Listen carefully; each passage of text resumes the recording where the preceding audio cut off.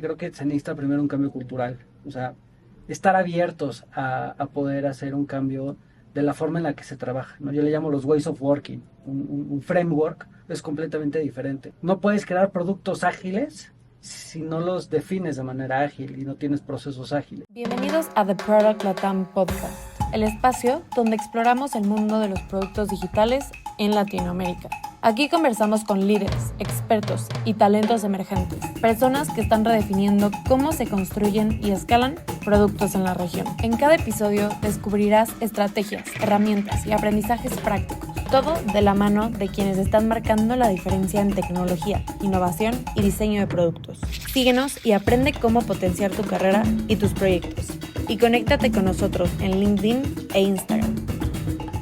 Enrique, bienvenido. Gracias por acompañarnos. Muchas gracias a ti, Ricardo. Gracias a Product Latam por la invitación. Enrique, tienes más de 10 años de experiencia haciendo tecnología para las principales empresas de Latinoamérica, principalmente banca. Pero me interesa primero iniciar con cómo empezaste a desarrollar tecnología. ¿Cómo fue y era tu plan? No, en realidad creo que fue un accidente, un gran accidente, lo puedo decir así, que me ha gustado y que me ha mantenido dentro de este mundo. Pero literalmente yo empecé en Mercado Libre hace poco más de 10 años, hace 13 años, en una feria de trabajo de la Universidad Iberoamericana.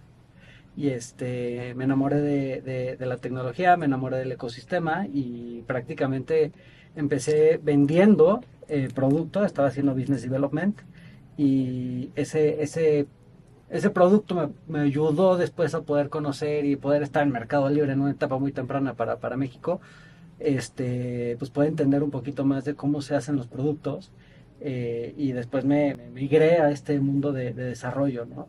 Y tecnología más pura.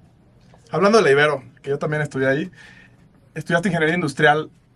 ¿Consideras que hay habilidades que son transferibles de ingeniería industrial para desarrollar tecnología desde el lado de producto? Sí, y no. A ver, creo que ingeniería industrial es una carrera que te da herramientas muy generales para un medio competitivo hoy en día. Mucha gente, de hecho, que está dentro del mundo de tecnología estudia ingeniería industrial. Sin embargo, no es una carrera que te prepara para hacer este tipo de cosas, ¿no?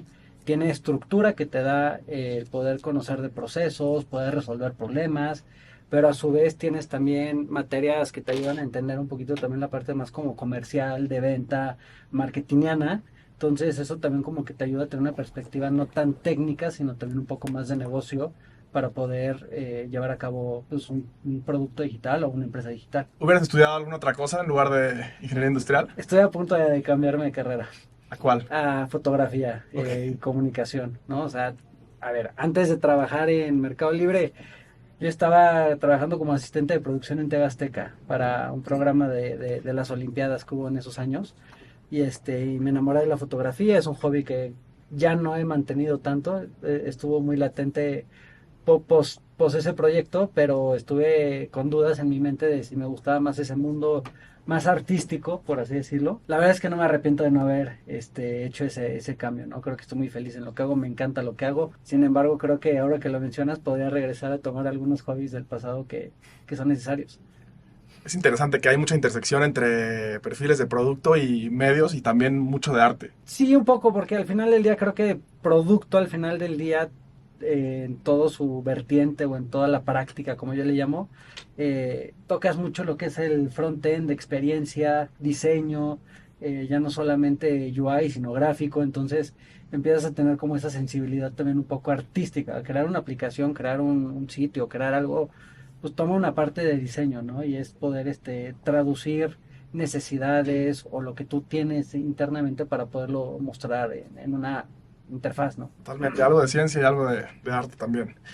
Vámonos un poco a tu experiencia en banca. Creo que muchísimas empresas y personas quisieran estar platicando contigo y sacarte toda la experiencia que has desarrollado durante los últimos años.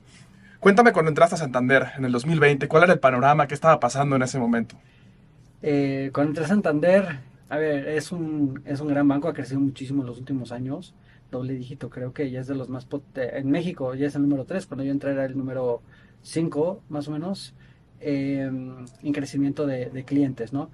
A ver, Santander y como toda la banca, creo que ha pasado por un proceso cultural, de transformación cultural más allá de transformación digital también. Creo que para poder llegar a la transformación digital, como se le llama dentro de estas empresas tan grandes, se necesita también un cambio de mindset y traer gente que conoce de estos procesos y de estas tecnologías, ¿no? No quiero decir que lo que hay dentro de los bancos es malo, o de lo que ha habido dentro de la banca tradicional es malo, pero ya son perfiles que conocen más del producto financiero per se, ¿no? De cómo hacer o crear un producto de nómina, cómo crear una tarjeta de crédito de from scratch. Cuando yo entro a Santander, era un banco que tiene una arquitectura compleja, ¿no? Como sucede en muchas empresas grandes, con aspiraciones de poder ser un banco completamente digital, ¿no?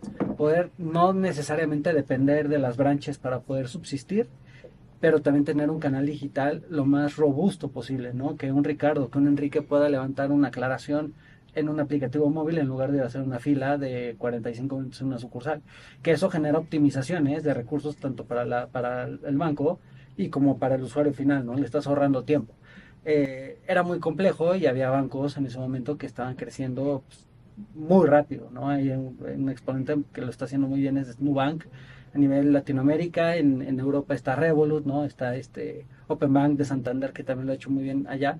Entonces, entras a un lugar donde necesitas cambiar también la forma de mentalidad de la gente, poderles explicar de cómo poder desarrollar un producto financiero digitalmente, que sin la necesidad de la tarjeta física, sin necesidad de los procesos manuales y físicos como anteriormente se tenían, y migrar todo eso a una arquitectura nueva y digitalizada.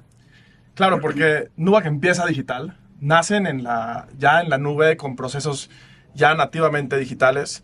Y tú me contabas que llegas a Santander y muchos de los procesos son manuales o físicos o con papel. Eso es muy fácil decir, o venir de una industria nativa digital, a diferencia de entrar a transformar todo por completo. ¿Cuáles son los principales retos de llegar a transformar esto de papel a digital? Pues creo que el reto más grande, y un poquito como lo venía mencionando, creo que es el cambio de arquitectura, ¿no? O sea, ¿cómo haces que un banco empiece a estar listo para poder llevar procesos de manera remota? Te ponía el caso ahorita que platicábamos de cómo antes la gente solicitaba una tarjeta de crédito. Llegabas a una sucursal, capturabas un papel físico con tus datos, ese papel físico lo tomaba un capturista, lo pasaban a digital dentro de un sistema interno de un banco, y después, una semana después, Ricardo se enteraba si le aprobaban o no una tarjeta de crédito, ¿no? Bajo una arquitectura pues, que tenía su cierta tecnología, pero pues al final se necesitaba del proceso manual para poder empezar. Hoy en día, solicitar una tarjeta de crédito debe ser un proceso de 5 minutos, a lo mucho, es un commodity. Entonces tienes que estar en una plataforma digital, ya sea una app o una web, y ese cambio no es nada más transformar el papel en una plataforma, es cambiar todo lo que hay detrás, que es lo más importante, y esa es la arquitectura. Y empezar a utilizar también, también entran muchos temas regulatorios dependiendo de cada uno de los países, pero también empezar a utilizar despliegues en las nubes, ¿no? O sea, que la información la puedas tener en la nube y que la nube vaya creciendo conforme lo vas necesitando como banco.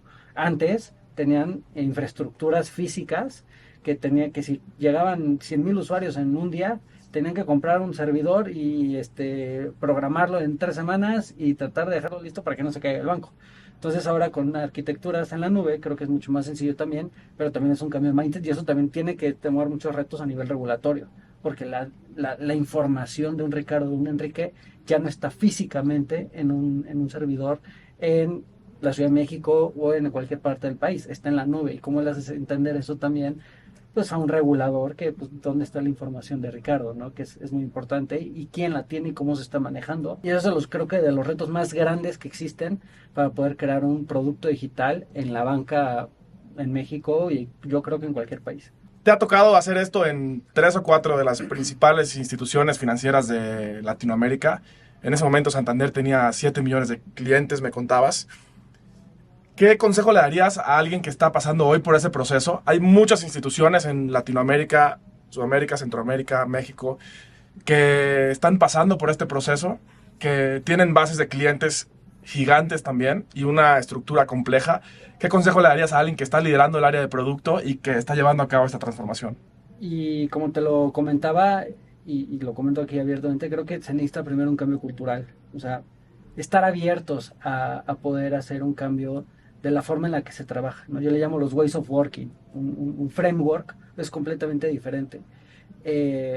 No puedes crear productos ágiles si no los defines de manera ágil y no tienes procesos ágiles. Y creo que eso falla todavía mucho en la industria, no fintech o de la banca.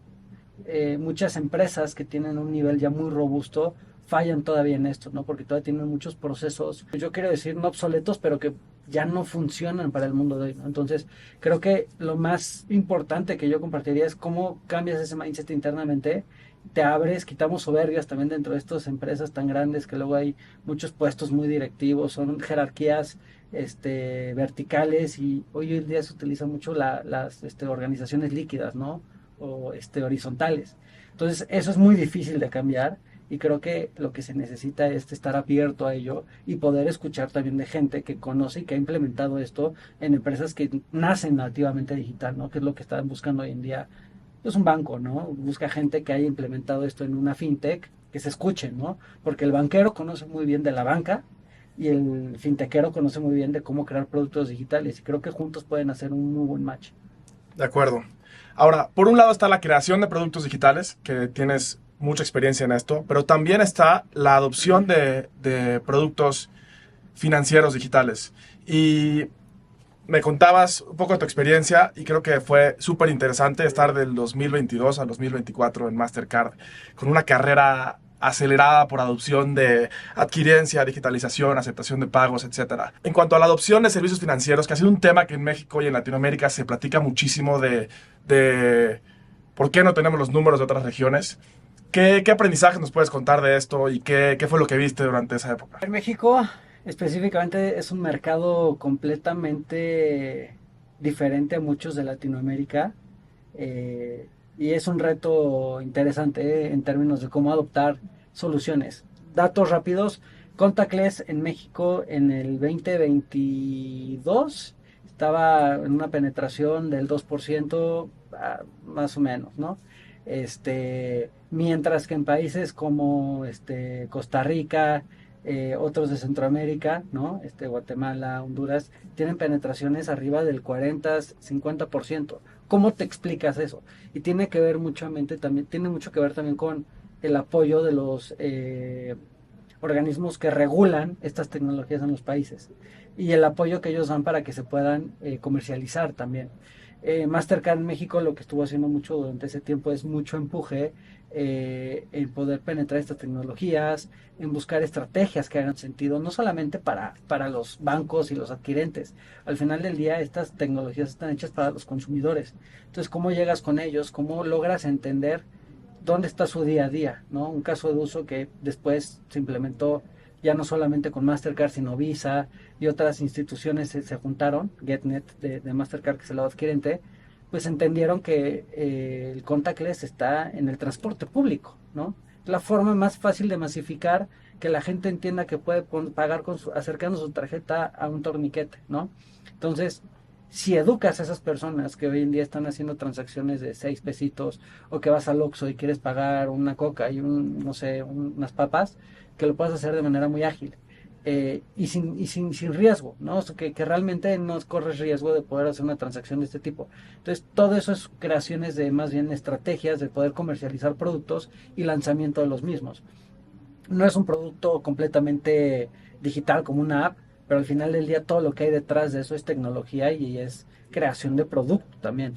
Entonces es cómo lo comprendes, cómo lo entiendes, dónde está, para quién es. Creo que es una parte muy importante dentro de todo el ecosistema de pagos, que es muy complejo. La verdad es que el ecosistema de pagos, no solamente en México, sino a nivel global, son rieles, ¿no? Mucha gente se pregunta qué hace Mastercard, qué hace Visa, qué hace American Express, ¿no? Pues realmente lo que hacen ellos es crear los rieles o tuberías por donde viajan las transacciones y conectar a un banco en México con un adquirente en España y que regrese la transacción y en cuestión de segundos responda si es aprobado o rechazado. Eso es lo que hacen las marcas realmente, ¿no? Entonces, el producto digital es todo el backend por donde viaja todo eso y es cómo haces que funcione y cómo le explicas a los usuarios que existe esto. Eso creo que es bien importante y muchas veces las empresas se enfocan en la creación o desarrollo de productos digitales y menos en el go-to-market o la adopción. Ujú. Hay una frase que dice que la distribución cambia lo que se hace. Me parece interesante y creo que a veces es desestimada en la creación del producto. Teniendo esta experiencia, ayudando a empresas a adoptar servicios financieros, ¿qué rol crees que juega la distribución o la adopción de servicios financieros en Latinoamérica a la hora de crear productos?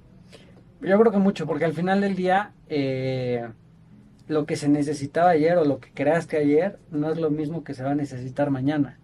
Entonces, ya que voy con esto es, los consumidores, usuarios, van cambiando conforme van cambiando tendencias, tecnologías, contextos, ¿no? Entonces, creo que lo que es muy importante es, despliegas un producto y la comercialización de ese producto te va a regresar información y data para poder tomar decisiones a futuro, ¿no? O sea, está vivo y, y eso constantemente lo tienes que tener claro, ¿no? O sea, un producto no se muere el día que lo despliegas.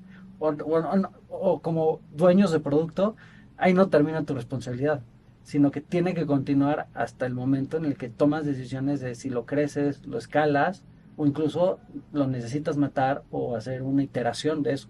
Entonces creo que es un tema muy importante la comercialización de ellos porque mucha gente cree que llegas, ya entregas el producto y ahí mueres, ¿no? Y sucede mucho en muchas empresas chicas, medianas y grandes. Creo que lo más importante es despliegas y recopilas datos para poder modificarlo y poder crecerlo o incluso, como decía, hay muchos casos que no sirven. Lo regresas y vuelves a pensar muy bien tus hipótesis. Ya platicamos de banca tradicional. ¿Te ha tocado liderar producto igual en una fintech, que es un entorno, un panorama completamente distinto?